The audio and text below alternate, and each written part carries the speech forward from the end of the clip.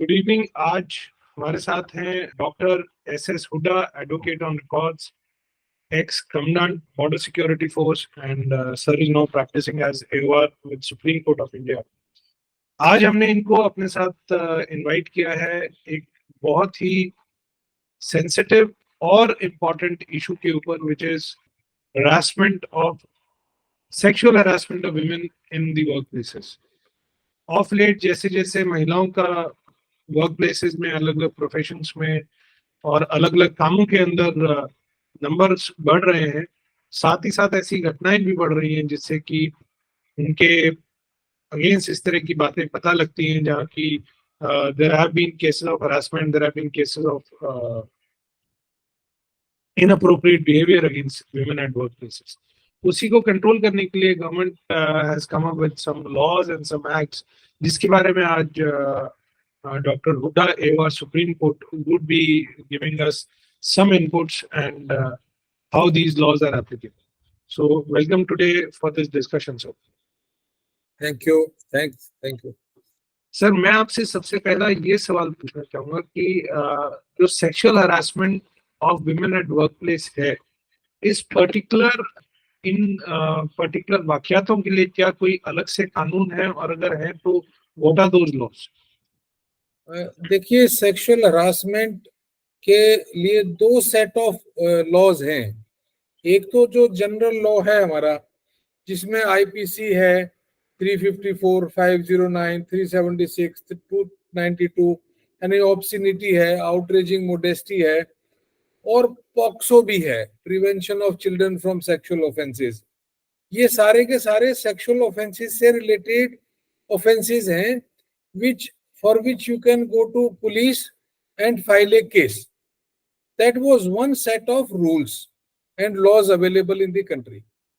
Now in the Supreme Court in Vishaka versus State of Rajasthan realized another facet of sexual harassment which takes place at the workplace, and right to a free and fair workplace environment is considered to be a fundamental right. Therefore, Supreme Court directed the government and all other agencies to create another set of laws which is more friendly, which is less hostile to women, where women can make a complaint. And then that led to Act Sexual Harassment of Women at Workplace Prevention, Prohibition and Redressal Act 2013. So this act is in addition to what all other remedies were available with us before this act, and not that by coming into force this act, the other remedies are not taken away. So this is the new set of laws or regulations which have come into place. Okay. तो sir, जो मुझे आपकी बात समझ आई कि already भारतीय दंड संहिता की जो अलग अलग धाराएं थी उसमें इनका प्रावधान था, लेकिन एक पर्टिकुलर केस से माननीय सुप्रीम कोर्ट ने कुछ गाइडलाइंस दी, जिसको Vishakha versus state of Rajasthan का केस है, और उसके बाद एक नया एक्ट आया 2013 में, which particularly deals with sexual harassment against women in work places. Yes. तो इसी से रिलेटेड मैं एक बात और समझना चाहूंगा सर, जैसे आप भी बॉर्डर सिक्योरिटी फोर्स में एक कमीशन अधिकारी रहे। I have also served in the Indian armed forces. Now there are lot of ladies who are joining the armed forces in various capacities, officers, as well as now we also have non-officer ranks where ladies are joining. So what all organizations are covered under the Vishakha से related जो ये sexual harassment वाला act है? Does the armed forces also are covered under this act, or are they excluded from the purview of this act? Every armed force is covered under the act. Not only armed force, every office of any government organization, PSU, cooperative society, even the unorganized sector, even if you employ a female maid at your house, you are covered under this act. Any organization which has 10 or more employees, they have to have internal complaints committee and has to be regulated as per the provisions of this act. Government तो है ही है, private sector भी, सारी companies सभी इसमें covered हैं। और companies को छोड़िए, एक इंडिविजुअल आदमी जो अपने घर में है या अपने ऑफिस में, आप 2 एम्प्लॉय को भी अगर आप लगाते हैं, उसमें एक फीमेल है और वहां पे उसको वर्क प्लेस माना जाएगा, और उसमें भी अगर कोई सेक्सुअल हरासमेंट का केस होता है तो वो भी इसमें कवर्ड है। इसमें तरीके अलग अलग हैं। जब एक सरकारी डिपार्टमेंट है या कोई इंडस्ट्री है या कोई कॉमर्शियल ऑर्गेनाइजेशन है जहां पे 10 या 10 से ज्यादा एम्प्लॉयज काम करते हैं, वहां के लिए रेगुलेशन है कि वो इंडस्ट्री या वो ऑर्गेनाइजेशन या वो सरकारी दफ्तर, उस सरकारी दफ्तर का HOD एक इंटरनल कंप्लेंट्स कमेटी को, रेगुलर कमेटी वो बनी रहेगी। कोई भी हरासमेंट का केस आएगा तो उस कमेटी को रेफर किया जाएगा और कमेटी उस पर इंक्वायरी करेगी और फिर डिटेल्ड प्रोसीजर प्रेस्क्राइब्ड है। अगर कोई ऐसी जगह है, जैसे मान लिया आपने या हमने या किसी भी आदमी ने अपने घर में किसी को रख लिया या ऑफिस में रख लिया और वहां पे कोई सेक्सुअल हरासमेंट का केस हो गया, तो वहां पे हर डिस्ट्रिक्ट में सरकार ने डिस्ट्रिक्ट ऑफिसर्स को अपॉइंट किया हुआ है और एक लोकल कमेटी भी, स्टैंडिंग कमेटी गठित कर रखी है। वो लोकल कमेटी वही काम करेगी जो डिपार्टमेंट्स में इंटरनल कंप्लेंट्स कमेटी करती है। तो ये पूरा सेटअप है पूरे कंट्री में। जो मुझे आपसे बात समझ आई सर, वो ये है कि जहां भी 10 से ज्यादा महिलाएं आर देयर एज एम्प्लॉइज, वहां ये एम्प्लॉयर की जिम्मेवारी है कि वो एक standing internal complaints committee under the sexual harassment act 2013 के अंतर्गत रखे। और जो अनऑर्गेनाइज सेक्टर है, जहां जैसे आपने कहा, मान लीजिए हमने कोई घर में अपने यहाँ घरेलू काम के लिए कोई किसी को एम्प्लॉय कर रखा है, या कोई और ऐसी जगह जहां पर महिलाएं 1-2 संख्या में ही हैं, तो उनके लिए डिस्ट्रिक्ट लेवल पर भी इस तरह की स्टैंडिंग कमिटीज ऑलरेडी हैं। ये लीगल फ्रेमवर्क ऑलरेडी प्रोवाइडेड है under the sexual harassment act 2013। Yes, you are perfectly right, except one thing, that वो 10 एम्प्लॉइज जो है वो फीमेल होना जरूरी नहीं है। टोटल 10 एम्प्लॉइज हो, फीमेल चाहे एक हो, तो इंटरनल कंप्लेंट्स कमेटी रहेगी।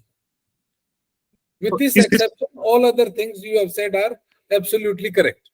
तो इसका मतलब सर कि कोई भी ऐसा ऑफिस या फैक्ट्री या कोई भी ऐसा उद्यम या वर्कप्लेस जहां 10 से ज्यादा एम्प्लॉइज हैं और उनमें अगर एक भी महिला है, तो वो सेक्सुअल कंप्लेंट्स कमेटी जो है उसकी एक गठित होकर के वो स्टैंडिंग कमेटी रहना जरूरी है। यस यस, उसको ICC बोलते हैं, इंटरनल कंप्लेंट्स कमेटी। तो ये जो इंटरनल कंप्लेंट्स कमेटी है, बिकॉज इस डेफिनेशन के हिसाब से अगर देखा जाए तो जितने भी गवर्नमेंट ऑफिसेज हैं, दे आर मोर और लेस कवर्ड, बिकॉज 10 से कम एम्प्लॉय तो शायद ही किसी गवर्नमेंट ऑफिस में होंगे। Yes, every office is covered. तो इस कमेटी का पब्लिकेशन कौन है, कौन मेंबर्स हैं, कौन चेयरपर्सन है, कहाँ, किस तरह से, क्या कोई ऐसी जगह पर करना जरूरी है ताकि सब लोगों को पता रहे कि ये स्टैंडिंग कमेटी है, so that it's very well known and well publicised? हाँ, इस एक्ट में ही प्रोविजन है कि पहले तो आप जो उस जिस भी ऑर्गेनाइजेशन में है जिसकी आप बात करें, उसकी senior, very senior officer who is a female should be the head of the internal complaints committee, number 1 बात। उसके अलावा 2 और मेंबर होंगे जिनका कोई सोशल वर्क करने का एक्सपीरियंस हो या लीगल वर्क करने का एक्सपीरियंस हो, और 4th मेंबर इसमें एक NGO, नॉन गवर्नमेंटल ऑर्गेनाइजेशंस जो हैं, उनका एक मेंबर होगा। ये 4 लोग मिनिमम हैं, आप ज्यादा रख सकते हैं। तो जब भी कोई बात आएगी तो ये 4 की कमेटी बनेगी, मतलब 3 की तो स्टैंडिंग कमेटी है, और NGO के मेंबर को आप लास्ट में कोई भी केस को इंक्वायरी करने के लिए लाएंगे तो NGO को आप एक मेंबर लेंगे वहां से, female member, that also is a female member. और इसके बारे में सर, जैसे मैं समझना चाह रहा था, क्या ये कमेटी की जो फॉर्मेशन हुआ या कमेटी जो है उसमें कौन कौन मेंबर्स हैं, इसकी पब्लिकेशन क्या नोटिस बोर्ड पर ऑफिस में या कैसे, मतलब how यस, would इसको हर lady कॉन्सिक्यूटिव जगह पे, यस, एक्ट में ये प्रोविजन है, ये मैंडेटरी किया हुआ है ऑर्गेनाइजेशंस के लिए कि इस एक्ट को डिसेमिनेट करेंगे, अवेयरनेस कैंपेन चलाएंगे और जगह जगह पे इसको छोटे पैम्फलेट से, पोस्टर से सभी को अवगत कराएंगे, बताएंगे कि ये इंटरनल कंप्लेंट्स कमेटी है, ये इसके मेंबर हैं, ये एक्ट है, इसमें आपके ये अधिकार हैं। और फीमेल्स को ये भी अवेयरनेस कैंपेन के थ्रू बताया जाएगा कि भाई आपके खिलाफ कोई भी अगर हैरासमेंट का केस होता है तो आप अपने पास ना रखें, उसको सहन ना करें, आप कंप्लेंट करें, ये आपके अधिकार हैं और ये होगा। सर थोड़ा सा, हालांकि ये बहुत बड़ा टॉपिक है और फिर भी मैं एक बात इसमें और जानना चाहूंगा, वो कौन कौन से एक्शंस हैं जो सेक्सुअल हरासमेंट कॉन्स्टिट्यूट करते हैं, या एक्ट जो बोलता है कि these are the actions which would term or would be defined as sexual harassment under this act? देखो, इसमें जो सेक्सुअल हरासमेंट है, मोर और लेस जो आईपीसी में 354 है वो उसको ऑलमोस्ट रिपीट हुई है। उसमें आता है कोई भी फिजिकल एडवांस, कोई सेक्सुअली कलर्ड रिमार्क्स, कोई रिक्वेस्ट फॉर सेक्सुअल फेवर और कोई भी unwelcome physical, verbal, non verbal action, ये सेक्सुअल हरासमेंट में आएंगे। और इन कामों को अचीव करने के लिए अगर कोई आदमी ये कहता है कि मैं आपको जॉब में प्रेफरेंशियल ट्रीटमेंट दे दूंगा और अगर तुम मेरी डिमांड पूरी नहीं करोगी तो मैं आपको जॉब में कुछ डेट्रीमेंट आपका कर दूंगा, कुछ नुकसान कर दूंगा, या मैं फ्यूचर में आपकी एम्प्लॉयमेंट को कंटिन्यू नहीं होने दूंगा, या कोई ह्यूमिलिएटिंग काम करे क्योंकि उसको सेक्सुअल फेवर के लिए मना कर दिया है, तो ये सारे एक्शंस सेक्सुअल हरासमेंट में आएंगे। ऑलमोस्ट सिमिलर, आईपीसी में भी ऑलमोस्ट सिमिलर है। अब वहां पे क्या है कि आईपीसी में जाने के लिए वहां थोड़ा सा हॉस्टाइल एनवायरनमेंट है, आपको पुलिस स्टेशन में जाना है, वो फीमेल फ्रेंडली नहीं लगता है बहुत बार, और फिर कोर्ट में जाना है, वो भी एक ओपन सिस्टम है, सीक्रेसी नहीं है, नाम आपका काफी लोगों को पता लगता है, हालांकि वहां भी इन कैमरा प्रोसीडिंग होती है, फिर भी वहां पे आपके नाम उजागर होने के चांसेस ज्यादा होते हैं। तो इसलिए ये एक एडिशनल और मोर फ्रेंडली एक्ट बनाया गया है इसको कंट्रोल करने के लिए।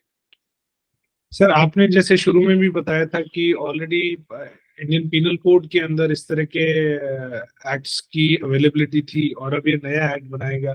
Now any proceeding under this act, is it independent of the other provisions of law or are they governed together? I mean, are the proceedings under this act, how are they working? इनकी proceedings independent रहती हैं sir Indian Penal Code के existing provisions से?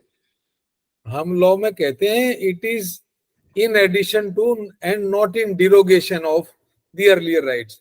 हिंदी में सरल भाषा में अगर मैं करूं तो वो ये है कि ये प्रोसीडिंग एडिशनल है, जो वहां पे है वो तो है ही, अगर कोई फीमेल उसको इन्वोक करना चाहती है तो करे, और उसको भी करना चाहती है और इसको भी करना चाहती है तो भी करे, यानी she has both rights there also here also.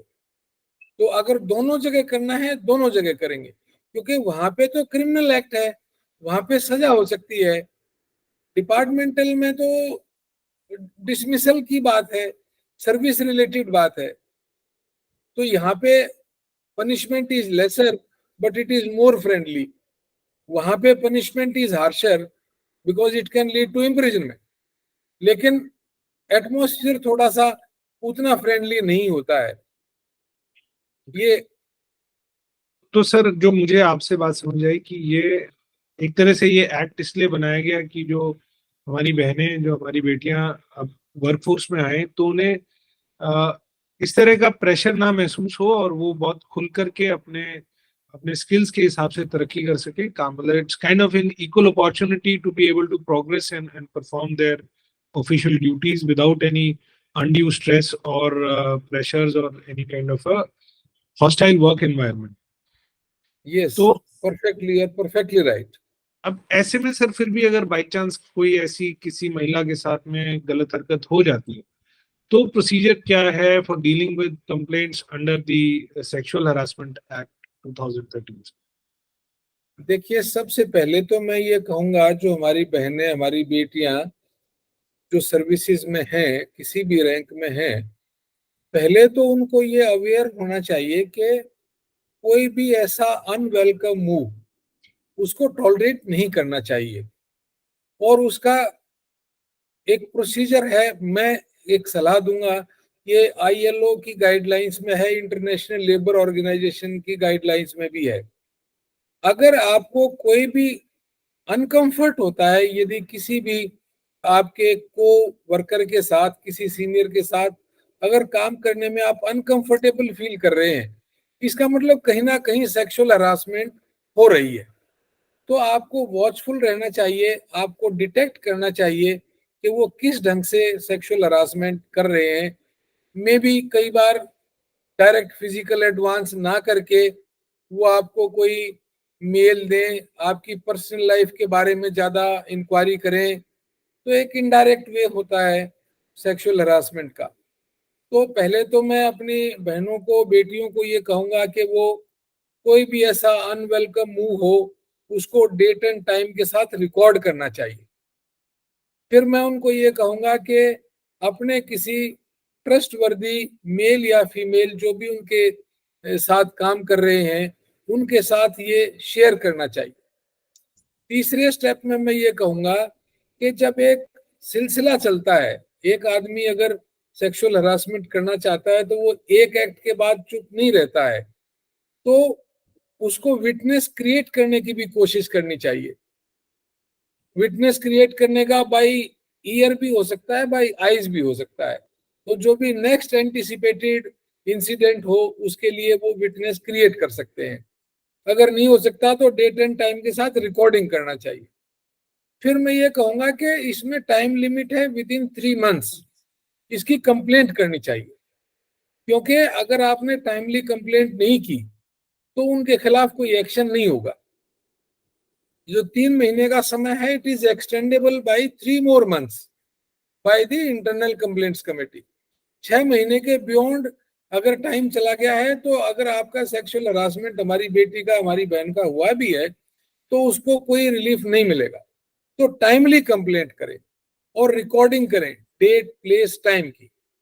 Complaint करने के लिए वो अपने एचओडी, हेड ऑफ ऑफिस को कर दें, या directly standing internal complaints committee को कर दें, तो वो किसी को भी कंप्लेंट कर सकते हैं। और उनको ये जानना चाहिए कि उनका नाम गोपनीय रखा जाएगा, उनकी जो कंप्लेंट है उसके जो कंटेंट्स हैं उसको भी गोपनीय रखा जाएगा। और यदि कोई आदमी उसको लीक करता है तो वो पनिशेबल है अंडर द एक्ट। तो बहन बेटियों को ये विश्वास होना चाहिए कि ये हमारा नाम भी सीक्रेट रहेगा, हमारे साथ जो हुआ वो वाकई की डिटेल्स भी सीक्रेट रहेंगी, और टाइमली कंप्लेंट करना चाहिए। ये मेरा जवाब है जो आपने पूछा। सर प्रोसीजरली तो आपने बताया कि हाँ इस तरह से है, बट और आपने हालांकि ये भी कहा कि समय से कंप्लेंट करें और गोपनीय भी रखें। फिर भी मैं जस्ट फॉर बिकॉज अभी भी in Indian society women are still not exactly in कि 50-50% ladies are there in the workforce, और हमारा सामाजिक ढांचा भी ऐसा है कि women are still finding it, they are now मुखर हो रहे हैं, ओपन हो रहे हैं, बट फिर भी इतना ज्यादा ओपन नहीं है। तो क्या और सेफ गार्ड्स हैं जो इसमें एक्ट में प्रोवाइडेड है, so that they feel more confident in terms of being able to come and express any untoward incident which might have happened against them? Okay, ठीक है। इसमें एक तो प्रोविजन ये है कि जो कंप्लेंट, जिसके खिलाफ कंप्लेंट है उसकी पोस्टिंग आउट हो सकती है। एक प्रोविजन ये है कि जो कंप्लेनेंट है उसकी भी पोस्टिंग आउट हो सकती है, on the basis of the complaint and on the basis of apprehension of threat. दूसरा, हमारी बहन को, बेटी को कंप्लेंट के बाद अगर उसको मेंटल ट्रॉमा है तो उसको 3 महीने की एक्स्ट्रा छुट्टी मिल सकती है इसी प्रोविजन के तहत। और ये छुट्टी जो उसकी लीव ड्यू है, ईएल है, सीएल है, उसमें से नहीं कटती, उसके अलावा ये मिलती है। और एक प्रोविजन है कि यदि वो प्रूव हो जाती है कंप्लेंट, तो उसमें कंपनसेशन का भी प्रोविजन है। उस जो भी रिस्पोंडेंट है, जो ऑफेंडर है, उसकी तनख्वाह काटी जा सकती है, उसको तनख्वाह काट के और महिला को दी जा सकती है। तो ये सारे और एडिशनल बेनिफिट्स हैं। और उसको चूंकि इंटरनल कंप्लेंट्स कमेटी में ऑलरेडी फीमेल हैं, 50% फीमेल हैं ही, तो एक फीमेल दूसरी फीमेल के आगे बताने में भी वो सहज महसूस करेगी। और नाम की गोपनीयता वो तो सब मैंने बताया ही है आपको। तो ये मैं अपॉर्चुनिटी है। सर एक आपसे इस बारे में आखिरी सवाल पूछना चाहूंगा। हालांकि आपने इसको कवर किया है, बट क्या ये भी पॉसिबल है कि अगर कोई सीरियस घटना पता लगती है, सो क्या ये इंटरनल कमेटी जो है ये उसको, can the internal committee refer matter to the police or the other legal apparatus and not just keep it to themselves, or they can maybe encourage or help the lady to also approach the police अगर कोई उस level तक की कोई incident हुआ हो तो? Yes, that is possible. और इंटरनल कंप्लेंट्स कमेटी अपने रिप्रेजेंटेटिव के थ्रू पुलिस में कंप्लेंट कर सकते हैं, ये प्रावधान है। और दूसरा मेथड है कि इंटरनल कंप्लेंट्स कमेटी जो हेड ऑफ डिपार्टमेंट है उनको रिकमेंड कर दें कि this is a fit case where we should file a police complaint and assist the victim in filing the police complaint. और ये भी प्रावधान है, अगर कोई बहन बेटी हमारी ऐसी है जो लिखने पढ़ने में सक्षम नहीं है, तो वो सीधा इंटरनल कंप्लेंट्स कमेटी में जा सकती हैं और मूजबानी अपनी बात को बता दें, और इंटरनल कंप्लेंट्स कमेटी के मेंबरान खुद उसकी कंप्लेंट को राइटिंग में रिड्यूस करेंगे और फिर वो प्रोसीड करेंगे। ये सब प्रावधान है इस एक्ट में। Sir thank you so much, आपने आज बहुत ही महत्वपूर्ण और रेलेवेंट इंफॉर्मेशन दी। मैं उम्मीद करता हूं कि जो हमारे साथ में काम करने वाली लेडीज हैं now, they would feel more empowered after listening to you and would come forward to report any such untoward incident so that our workplaces are safer for women to work and we have more productive and efficient work environments. Thank you so much Hooda sir. And आज की हमारी discussion जो थी वो doctor S Hooda, AOR, honourable supreme court. Sir is also an ex-commandant from the Border Security Force. Thank you so much for your time, sir. Thank you, Vipul ji. Thanks a lot for interacting with me on such an important issue. Thank you.